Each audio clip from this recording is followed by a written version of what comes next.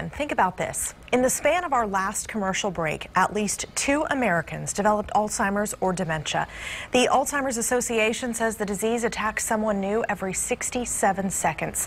This year alone, that organization says costs related to treating the disease will reach $225 billion. By 2050, we could be paying well over $1 trillion. That's why this week's Dementia Conference here in Austin, hosted by the Texas Department of Aging and Disability Services, is so crucial. And KXAN's Erin Cargile joins us now with more on how this conference is really showcasing solutions for dementia. Erin. It is, and one of the big things happening at this conference tomorrow is virtual dementia tours. And since April, these have been going on in different nursing homes across Texas. You are putting yourself in the patient's shoes.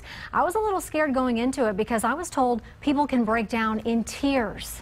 Please place these in your shoes with the bumpy side up. It is supposed to be uncomfortable. Many people describe it as feeling like you're walking on broken glass. Bring feelings to the surface. Then I'm going to have you put on these gardening gloves. This is going to give you an idea of what it's like to have decreased sensation and decreased dexterity. And open your eyes. These are going to give you an idea of what it's like to have some of the vision changes that occur with old age. And then you're going to put on the headphones. It's normal to be easily distracted by ambient noise, but with dementia, it's even worse. Giving you a better understanding of the disease. Go ahead and line up here. We were each given a list of tasks, but couldn't really hear. I was supposed to put on several pieces of clothing, but with blurry and distorted vision, could only find a shirt.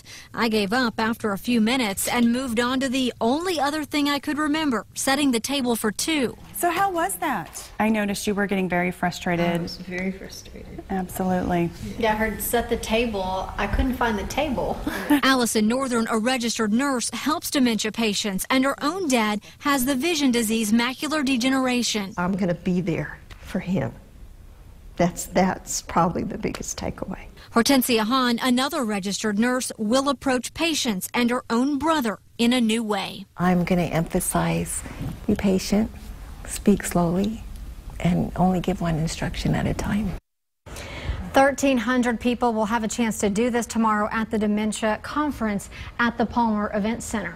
A lot of interest in this. Is the conference open to the public? Unfortunately, the registration is already closed, but they have decided to live stream some of the sessions. There was also a very big focus on steering away from what's called antipsychotic medication and incorporating other things like music into patients' lives, playing a song that they remember from the past, and I'm told it is working wonders. That is great to hear. Thank you, Erin. The numbers here in Texas specifically show how this will be an even larger issue in the years to come. The Alzheimer's Association says based on current rates, by the year 2025, close to 500,000 Texans over the age of 65 will have some form of Alzheimer's. That will be a 44% increase over the number of Texans today. Legendary Longhorn head football coach Darrell K. Royal died due to complications from Alzheimer's. He and his family established the DKR Research Fund to combat this disease.